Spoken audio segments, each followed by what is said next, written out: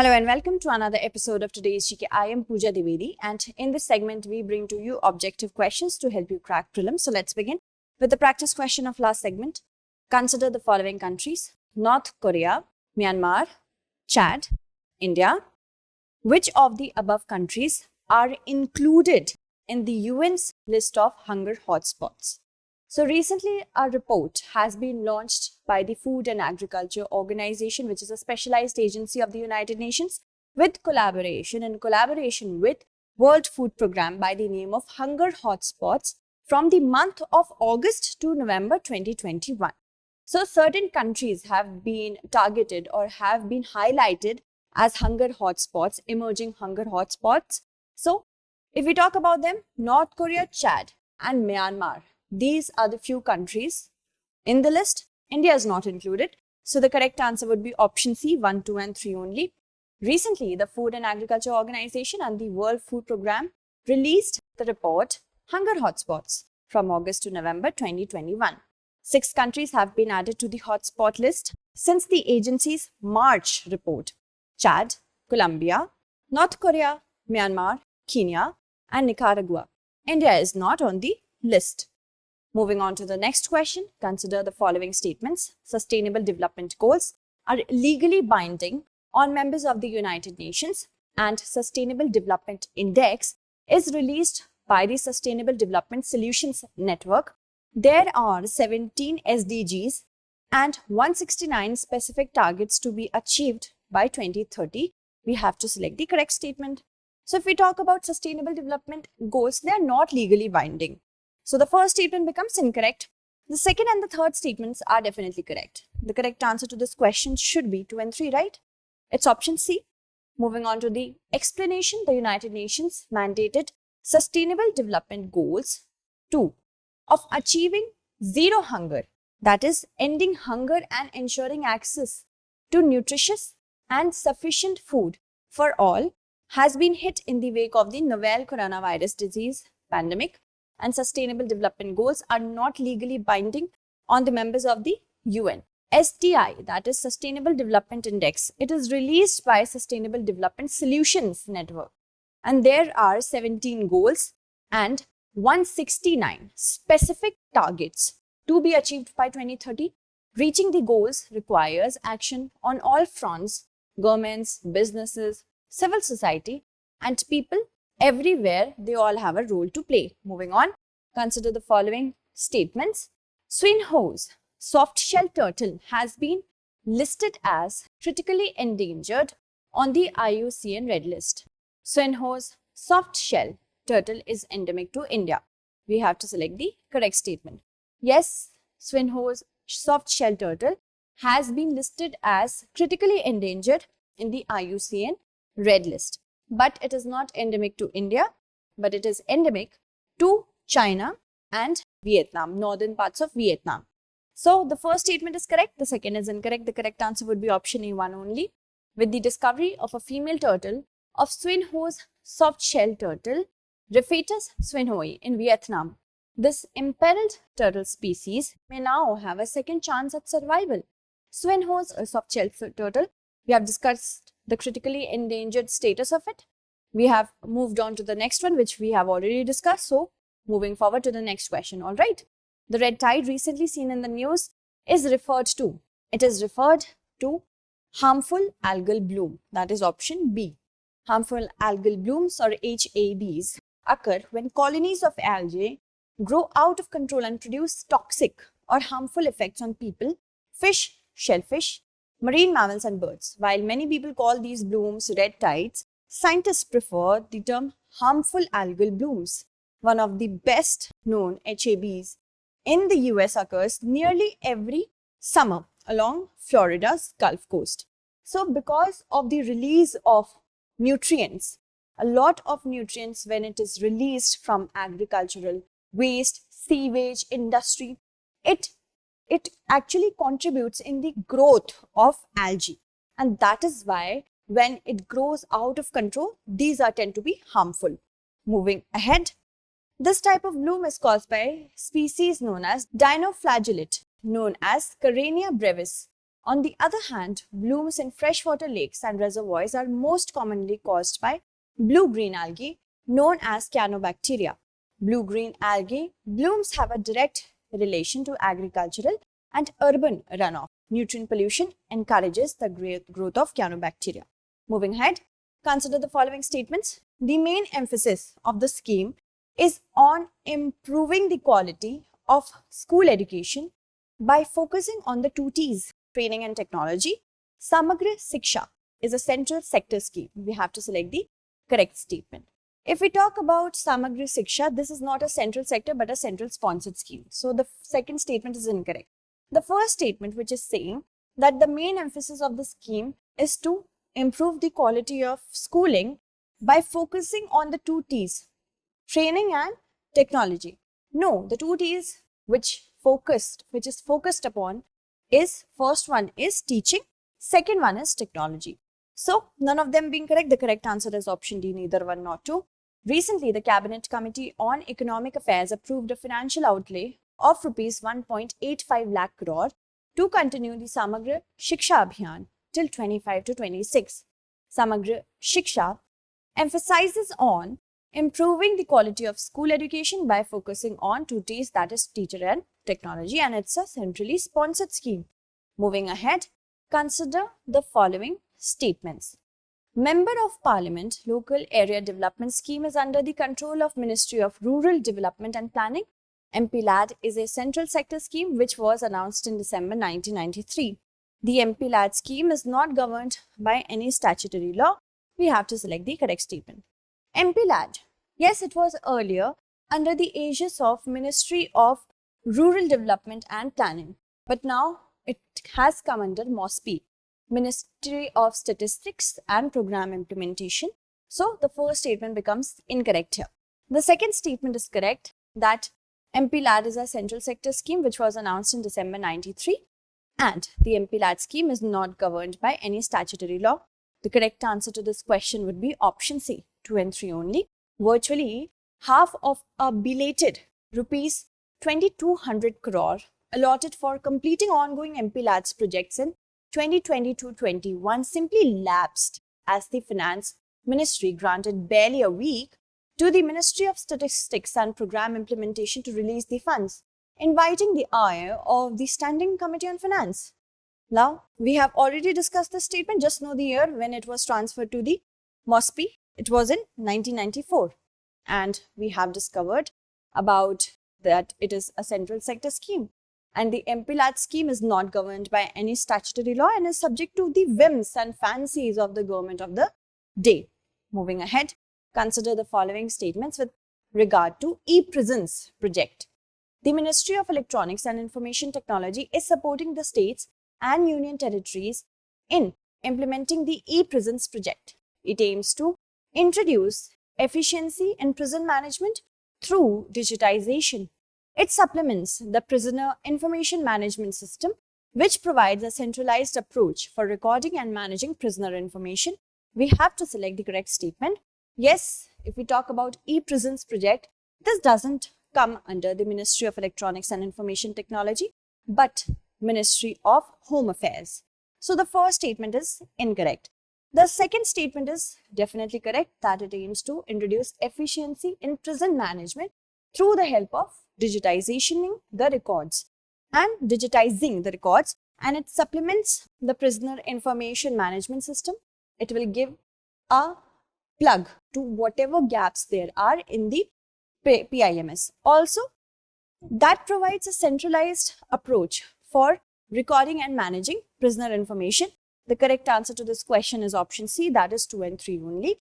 In a breaking development, on August 4th, the Ministry of Home Affairs informed the Rajya Sabha that e-prisons have been operationalized across all states and union territories. The Ministry of Home Affairs is supporting the states and union territories in implementing the e-prisons project and has issued the Model Prison Manual. It aims to introduce efficiency in prison management through digitization. It supplements the Prisoner Information Management System, which provides a centralized approach for recording and managing prisoner information. Let's move on to the next question. consider the following with respect to dam rehabilitation and improvement project. It was started in 2001 and it was scheduled to be completed by 2020. It was initially taken up for the repair and rehabilitation of dam projects across the 7 states of India. We have to select the statement which is or are incorrect. So, DRIP, Dam Rehabilitation and Improvement Project, was started in the year 2012 and not 2001, and it was scheduled to be completed by 2018. So, the first statement is not correct. And yes, it was initially taken up for the repair and rehabilitation of dam projects across the 7 states of India. Okay, we will name them one by one. As we had to choose the incorrect statement, the first one is incorrect. The correct answer is option A1 only. Recently, the government has said that it has inked a US $250 million loan pact with the World Bank, and the funds will be used to make the existing dam infrastructure safe in the country. If we talk about DRIP, it was started in 2012 and was scheduled to be completed by 2018. In September 2018, the government approved its revised cost estimates along with a 2-year time extension from 2018 to 2020 for the completion. It was initially taken up for the repair and rehabilitation of dam projects across the 7 states of India, namely Jharkhand, Karnataka, Kerala, Madhya Pradesh, Odisha, Tamil Nadu, and Uttarakhand. Moving on, Project 𝐒𝐒 is related to which of the following organization? Archaeological Survey of India, Border Roads Organization, Tribal Cooperative Marketing Federation of India, Indian Council of Medical Research. So under Project 𝐒𝐒, the Borders Road Organization has completed the highest motorable road in the world in Ladakh. So the correct answer to this question is option B, that is Border Roads Organization. The BRO has constructed and completed blacktopping the world's highest motorable road at Umlingla in eastern Ladakh, located at an altitude of 19,300 feet. Project 𝐒𝐒 is a project of the Border Roads Organization being implemented in the Union Territory of Ladakh. This project started in 1985, and under this project, BRO is responsible for the construction and maintenance of roads and related infrastructure, including the world's highest motorable roads across the Khardungla, Tanglangla and Changla passes. Moving ahead, consider the following criteria with respect to classical languages in India.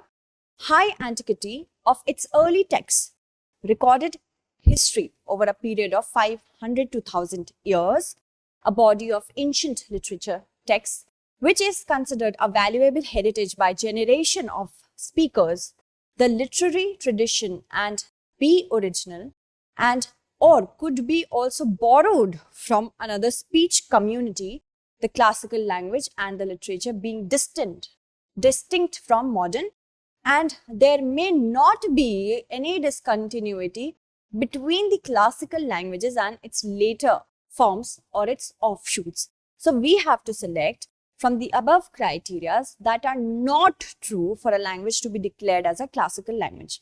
So if we talk about when a language is declared as a classical language, it depends on certain criteria. Here we have to choose those criteria which are not followed for declaring a language as classical language. First statement is incorrect. Why? Because high antiquity of its early text recorded in history over a period of 1500 to 2000 years should be there. Here it is written 500 to 1000, so the first statement is not true. And a body of ancient literature text which is considered a valuable heritage by generation of speakers. Yes, this is definitely true. The literary tradition be original. Should be original. Yes, this is true. And could be also be borrowed. No, it is not borrowed from any other speech community. So the third statement is also not considered. Then the classical languages and literature being distant from modern. This is correct. And there may not be a discontinuity. There should not be any discontinuity between the current or contemporary speech of that language and the past speech. No, there can be a discontinuity. There may be a discontinuity. Then also it is considered as a classical language. It can be declared.